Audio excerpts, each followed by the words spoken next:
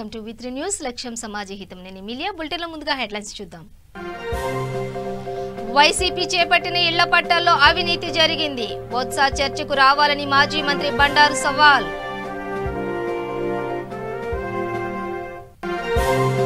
AP వ్యాప్తంగా జనసేన నేతలు ఆందోళన.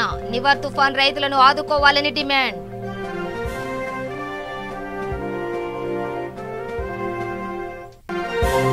రణరంగాన్ని తలపించిన వెలగపూడి. మరియమ్మ మృతదేహానికి అర్ధరాత్రి అంత్యక్రియలు.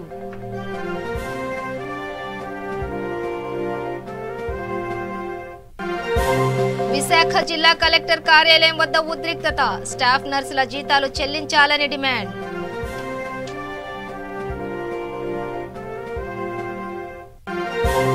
విశాఖపట్నంలో ఘోర రోడ్డు ప్రమాదం. బైక్ ను ఢీకొట్టిన కారు, ఒకరు మృతి.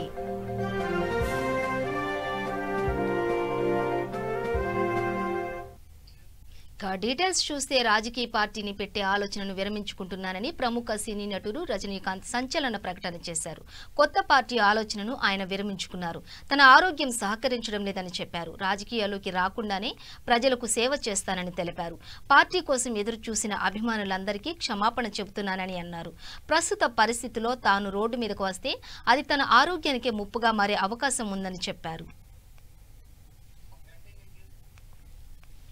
వాస్తవానికి ఈ నెల 31న కొత్త పార్టీని ప్రకటించనున్నామని రజనీ తెలిపారు. అయితే ఆరోగ్య సమస్యల కారణంగా ఆయన పార్టీని ప్రకటించే నిర్ణయాన్ని వెనక్కి తీసుకున్నారు. ఇటీవలే హైదరాబాద్లోని అపోలో ఆసుపత్రిలో ఆయన చికిత్స తీసుకున్న సంగతి తెలిసిందే. తీవ్రమైన బీపీ హెచ్చుతగ్గులతో ఆయన బాధపడ్డారు. ఈ నేపథ్యంలో ఎంతో ఒత్తిడి ఉండే రాజకీయం వద్దని ఆయన కుమార్తె ఐశ్వర్యతో పాటు ఇతర కుటుంబ సభ్యులు ఆయనను కోరారు. దీంతో ఆయన పార్టీ పెట్టే యోచనను విరమించుకున్నారు. ఈ మేరకు ఆయన 3 పేజీల లేఖను విడుదల చేశారు.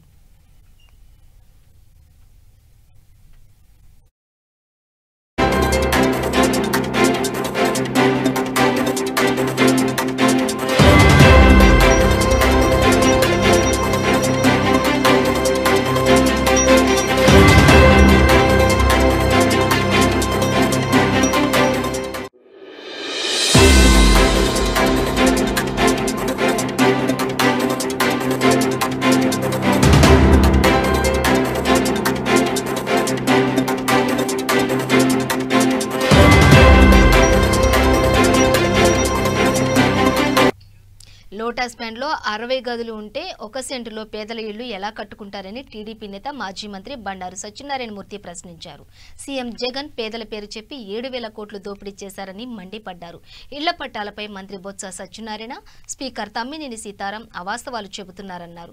ఇళ్ల పట్టాల్లో జరిగిన అవినీతిపై బొత్స చర్చకు రావాలన్నారు.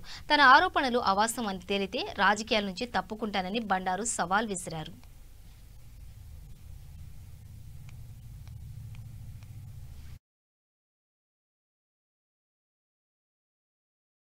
ల్యాండ్ భూములు లాక్కొని దాంట్లో అసైన్మెంట్ ల్యాండ్ లాక్కున్న దోపిడీ లెవెలింగ్ అని చెప్పి గ్రావులు నడుతున్న బసత్వ గారు మీ ద్వారా నీకు ధైర్యం సత్యనారాయణ గారు ఒక జడ్జి తప్ప నేను చెప్పిన పాయింట్స్ 5 చెప్తాను. 5 ఆరోపణలు. ఈ 5 మీద నువ్వు సిట్టింగ్ జడ్జి ఎంక్వైరీ చేయిస్తే నేను ప్రూవ్ చేయలేకపోతే ఆధారాలతో సైతం రాజకీయం చేయను. బస్సా గారు ఈ జగన్మోహన్ చెప్పిన వేస్ట్. ఒక మూర్ఖుడు, ఒక అహంకారి, అది ఇన్ని చెప్పినా నెత్తికి ఎక్కువైంది. కానీ నువ్వు రాజకీయంలో పరిమించింది అనుకుంటాను. చాలా మంత్రి చేసుకోవచ్చు రాజకీయాల్లో కుటుంబం నడుతున్న బస్సా గారిని నువ్వు ఒక మాట చెప్పు. నువ్వు ఎన్నైతే లెవరింగ్ చేసావో ఆ గ్రావెల్ ఎక్కడికి వెళ్ళింది? అసలు ల్యాండ్ ఎక్విజిషన్లో దోపిడీ అన్నది నేను బీజేపీ, సిపిఐ, సిపిఎం అన్ని పార్టీలు చెప్తున్నాయి. ఒక్క ఎంక్వైరీ చేసినది మీ జగన్మోహన్ రెడ్డి. నిజంగా నువ్వు 30 లక్షలు కొండ మీద గుట్ట మీద అవినీతిమయం చేసి భూములు లాక్కొని లెవరింగ్ ఇచ్చేసరికి ఇచ్చావే, అది కాదే క్రెడిట్ అంటే. 22 లక్షల ఇండ్లు దిస్ ఇస్ రికార్డ్ అంకితో సైతం 21,52,597 ఇళ్ళు నెట్లో ఉన్నాయి. చంద్రబాబు మంజూరు చేసిన బెనిఫిట్స్ సైతం పేదవాళ్ళకి పెట్టిన బెనిఫిట్స్ నుంచి ఎవరెవరో మానట్టే కాదు. గవర్నమెంట్ ఆఫ్ ఇండియా PMIలో ప్రధానమంత్రి ఆవాస్ యోజనలో ఈ 21,52,597 ఇండ్లు 22 లక్షలు 100 గజాలతో ఇండ్లు ఇచ్చిన వ్యక్తి చంద్రబాబు నాయుడు గారు. నువ్వు అనుకోవచ్చు రికార్డులో ఉంది బండారు చెప్తున్నాడని. 12,65,310 నేను ఈ లెక్కతో చెప్తాను. నెట్లో ఉంది, హౌసింగ్ నెట్లో గవర్నమెంట్ ఆఫ్ ఇండియాలో ఉంది, మా దగ్గర ఉంది. స్టార్ట్ అయినాయి 10 లక్షలు 9 లక్షలు గ్యాప్ ఉన్నాయి, స్టార్ట్ కాలేదు, ల్యాండ్ ప్రాబ్లమ్ అది ఇది.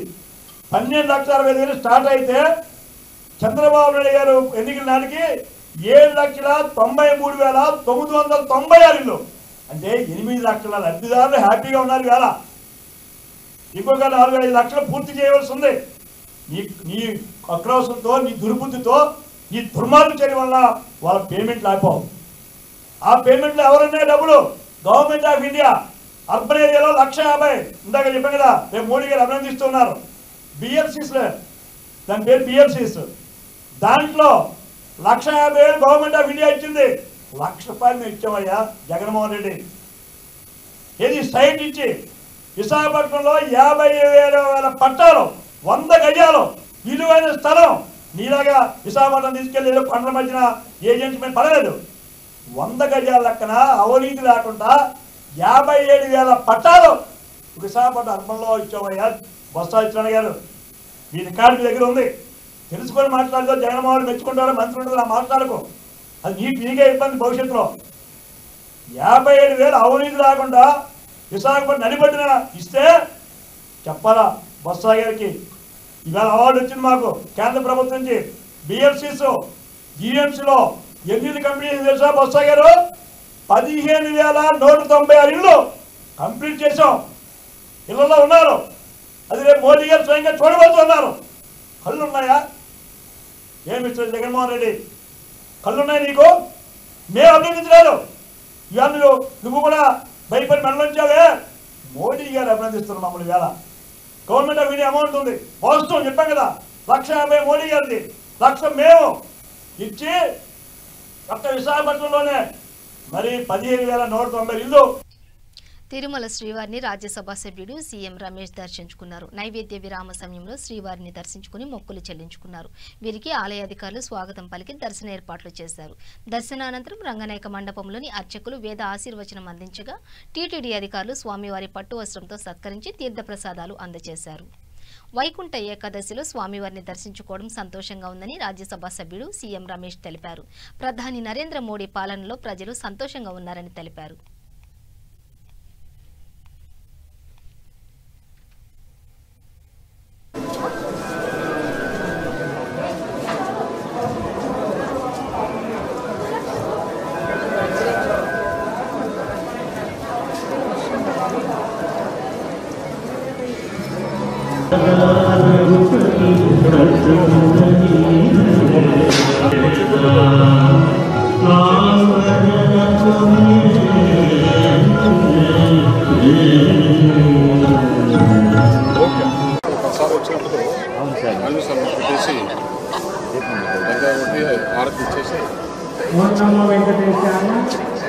శ్రీవారి అనుగ్రహంతో తిరుమల తిరుపతి దేవస్థానమును సకల ప్రపంచ ప్రజల యోగక్షేమాల కొరకు తిరుమల క్షేత్రంలో సాక్షాత్ శ్రీవారి సన్నిధానంలో వైకుంఠ ద్వారా ఒకరింటి ఏకాదశి రాలేకపోయినా 10 సంవత్సరం వచ్చేవాడిని.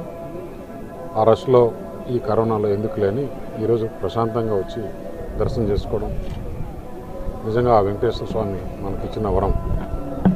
అలాగే ఏదైతే ఈ సెకండ్ స్పైక్ యూకే నుంచి కొంతమంది ఇండియాకి వచ్చారు, మన ఆంధ్రప్రదేశ్ కూడా వచ్చారు, ఢిల్లీకి వచ్చారు. వీళ్ళందరికీ కూడా కొంతమందికి పాజిటివ్, చాలామందికి వచ్చినా కూడా నెగిటివ్ కూడా వచ్చాయి. కాకపోతే ఈ వైరస్ చాలా స్పీడ్గా స్ప్రెడ్ అవుతుందన్నారు.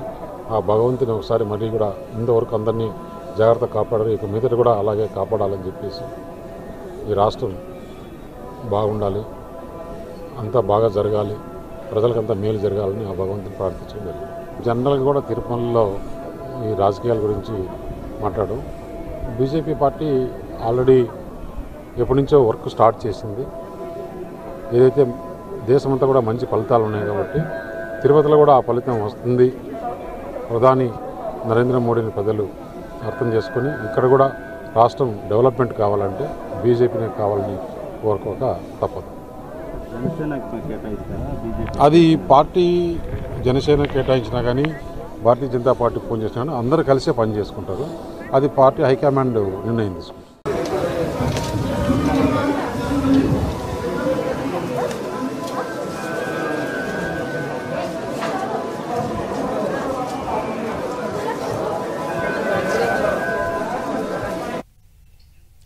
ఎస్సీల్లోని 2 వర్గాల మధ్య జరిగిన ఘర్షణలో ప్రాణాలు కోల్పోయిన మరియమ్మ మృతదేహానికి అర్ధరాత్రి దాటిన తర్వాత 1 గంట సమయంలో అంత్యక్రియలు నిర్వహించారు. మరియమ్మ మృతితో నిన్న వెలగపూడిలోని తీవ్ర ఉద్రిక్తత చోటు చేసుకుంది. 2 వర్గాల ఆందోళనలు, బైఠాయింపులు, నినాదాలతో గ్రామం అట్టుడికిపోయింది.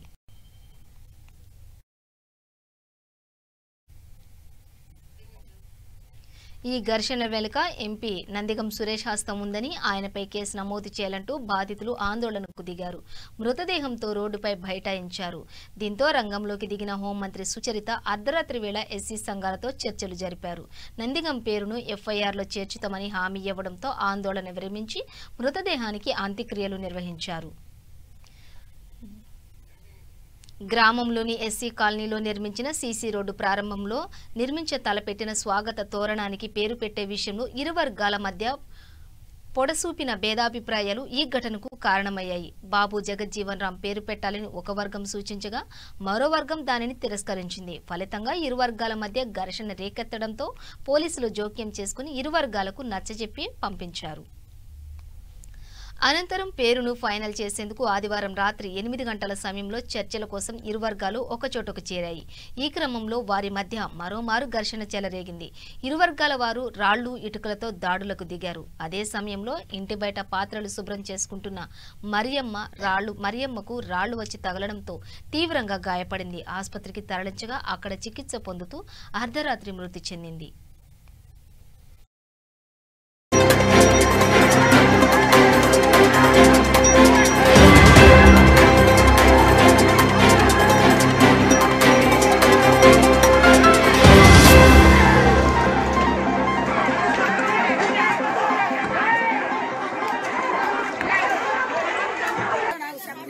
ఎమ్మెల్యే గారిని, ఎంపీ గారిని మీరు ఇచ్చినందుకు, మేము గెలిపించుకున్నందుకు మమ్మల్ని, మా కులాన్ని దెబ్బతిస్తున్నారు సారు.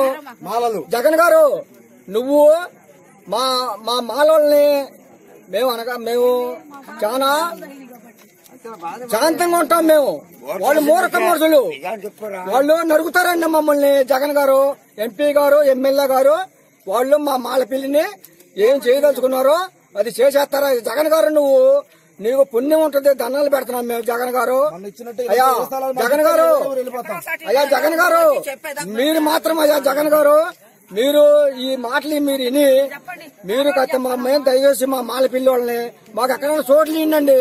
వెళ్ళిపోతామండి. మేము రాజధానిలో ఎక్కడ ఒక చోటు ఇచ్చారు మాకు, మేము బతకలేము. మేము చారు జగన్ గారు, మేము మాత్రం సపోర్ట్ తీసుకుని ఎమ్మెల్యే సపోర్ట్ తీసుకుంటా. మా పిల్లలు వర్ధంతి గాని, జయంతి గాని బొమ్మ పెట్టింది మేము. మా ఆడవాళ్ళని అసభ్యంగా ఫోటోలు తీసి కేసు అయింది. కేసులో ఓడిపోయారు, శిక్షలు పడి. కానీ ఇవాళ మళ్ళీ అక్కడ ఆ కక్షతో మళ్ళీ అక్కడే ఆర్చి పెట్టి జగజ్జీవన్ కాలనీ చేయాలి, ఇక్కడ మాలపల్లి అనేది ఉండకూడదు అనేది కాన్సెప్ట్ తో ఒక ఎమ్మెల్యే గారు, ఒక ఎంపీ గారు మాట్లాడుకొని చేసినటువంటి పని. ఇక్కడ కొత్త వాళ్ళు మాకు తెలియని ఊరు వాళ్ళు ఉంటారండి. 3 ఆటోలు జనం వచ్చారండి. ఏ ఊరోళ్ళు వాళ్ళు? 3 ఆటోలు జనం ఏ ఊరోళ్ళు? మాకు తెలియని వాళ్ళు కొత్త వాళ్ళు ఉన్నారు. ఎవరు వేశారు? లేకపోతే పోలీసులు వేయాలి, కొత్త వాళ్ళు అంటే వాళ్ళేగా. మరి ఎమ్మెల్యే గారు ఎవరండి పంపించింది? ఎమ్మెల్యే కావాలని చేసినటువంటి కుట్రండిది. మాలల్నే ఉంచకూడదు అని కావాలని చేసినటువంటిది. రోడ్డు ఎమ్మటి ఉన్నారు, మెయిన్ రోడ్డు ఎమ్మటి మాలళ్ళు వీళ్ళు ఉంచకూడదు కావాలని చేశాడు. రౌడీని పంపించాడు, పోలీసులకు చెప్పారు, వీళ్ళందరూ వాళ్ళకి రక్షణగా ఉన్నారు. మమ్మల్ని ఇలా రక్తాలు వచ్చేటట్టు కొట్టారు. ఏం గొడవ? అది ఆర్చి పెట్టాలని వస్తున్నారు మాలపల్లిలో. బాబు జగజ్జీవన్ ఆర్చి అని పెట్టాలని వస్తున్నారు. దాని దగ్గర చిన్న గొడవ అయింది. దానికి సురేష్ దగ్గరికి వెళ్ళి సురేష్ తిరుపతిలో వామపక్షాల నేతలు ఆందోళన చేపట్టారు. కార్మిక వర్గ కమ్యూనిస్టు పార్టీ నాయకులను అక్రమంగా అరెస్టులకు నిరసనగా ఏఐటీయూసీ ఆధ్వర్యంలో తిరుపతి గాంధీ విగ్రహం వద్ద నిరసన చేశారు. ముఖ్యమంత్రిని కలవకుండా అడ్డుకోవడం అప్రజాస్వామికమని మండిపడ్డారు. ముఖ్యమంత్రికి వినతి పత్రం అందించడానికి వెళ్లనీయకుండా ప్రజా సంఘాల నాయకులను పోలీసులు అరెస్టు చేయడాన్ని నిరసిస్తూ ఏఐటీయూసీ నాయకులు గాంధీ విగ్రహం వద్ద ధర్నా చేపట్టారు. పోలీసులు వామపక్ష నేతలను అరెస్టు చేయడం దారుణమని సిపిఐ జిల్లా కార్యదర్శి రామానాయుడు ఆరోపించారు. విద్యార్థి ఫీజు రీయింబర్స్మెంట్ సమస్య పరిష్కారం చేయమంటే అరెస్టు చేస్తారని ప్రశ్నించారు.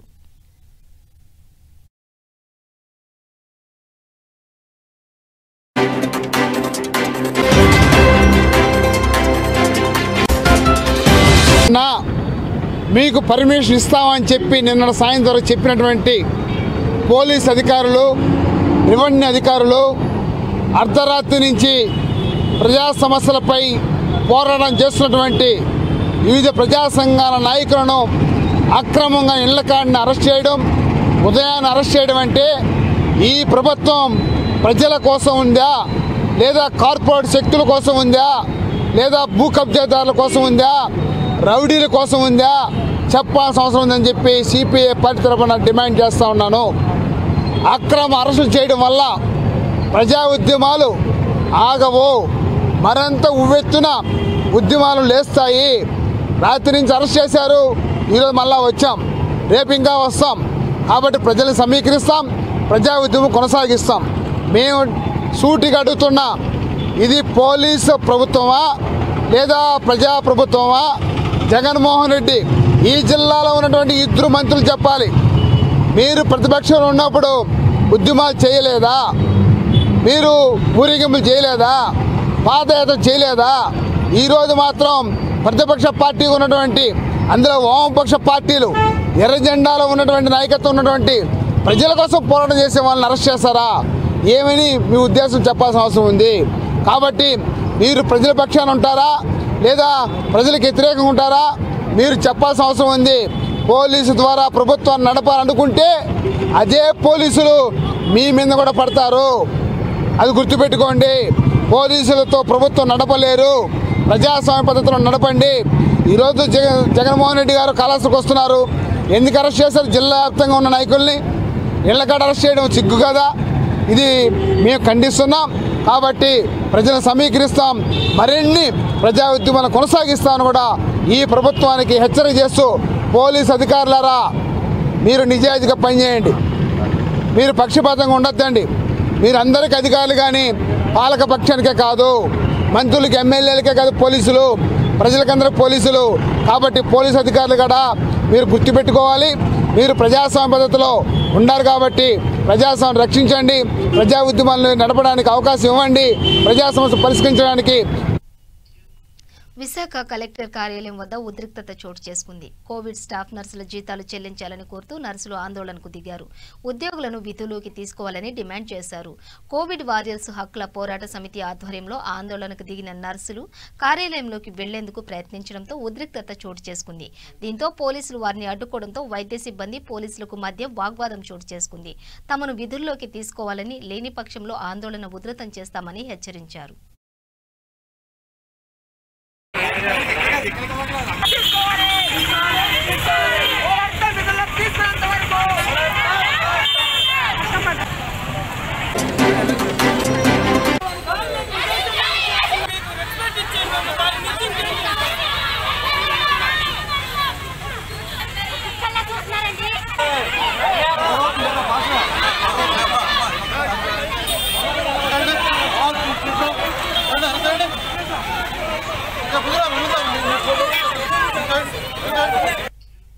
అనంతపురం జిల్లా ఓర్వకొండ పోలీస్ స్టేషన్ వద్ద ఉద్రిక్తత చోటు చేసుకుంది. బసవరాజు అనే యువకుడు అనుమానాస్పద స్థితిలో మృతి చెందడంపై ఆందోళన వ్యక్తం చేస్తూ కుటుంబ సభ్యులు పోలీస్ స్టేషన్ వద్దకు ధర్నాకు దిగారు. పోలీసులు తమకు తగిన న్యాయం చేయాలని కుటుంబ సభ్యులు డిమాండ్ చేస్తున్నారు.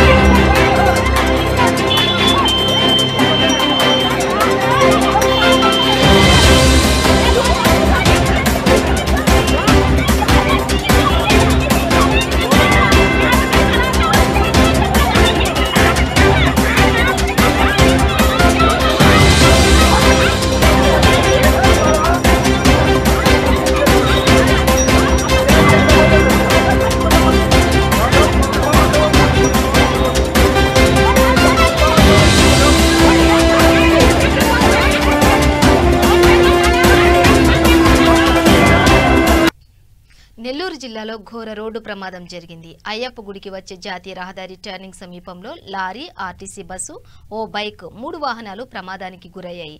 దీంతో బస్సులో ప్రయాణికులకు స్వల్ప గాయాలయ్యాయి. సంఘటనా స్థలానికి చేరుకున్న పోలీసులు కేసు నమోదు చేసి దర్యాప్తు చేపట్టారు.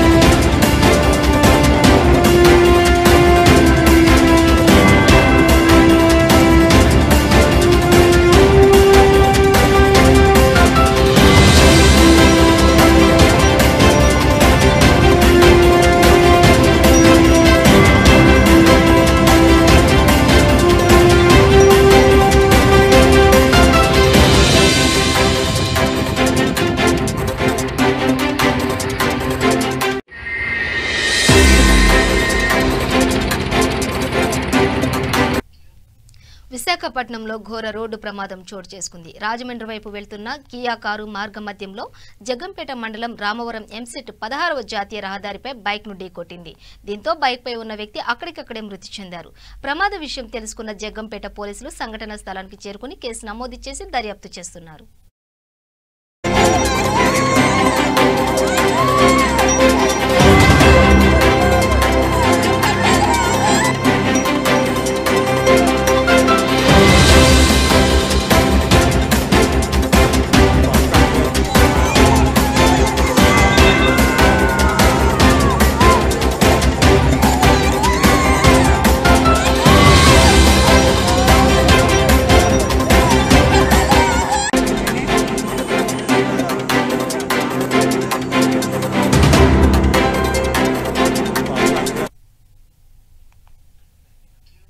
బులెటిన్ ముగించే ముందు హెడ్లైన్స్ మరోసారి.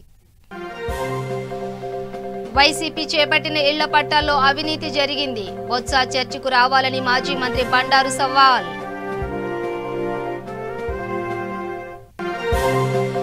ఏపీ వ్యాప్తంగా జనసేన నేతలు ఆందోళన. నివర్ తుఫాన్ రైతులను ఆదుకోవాలని డిమాండ్.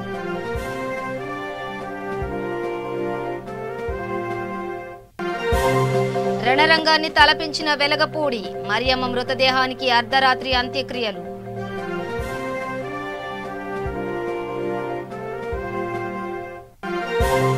విశాఖ జిల్లా కలెక్టర్ కార్యాలయం వద్ద ఉద్రిక్తత. స్టాఫ్ నర్సుల జీతాలు చెల్లించాలని డిమాండ్.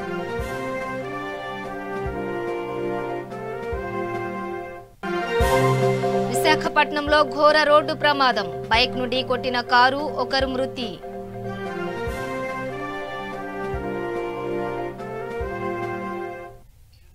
ఇవి బులెటిన్ విశేషాలు. మరింత సమాచారం కోసం చూస్తూనే ఉండండి. V3 న్యూస్ లక్ష్యం సమాజ హితం.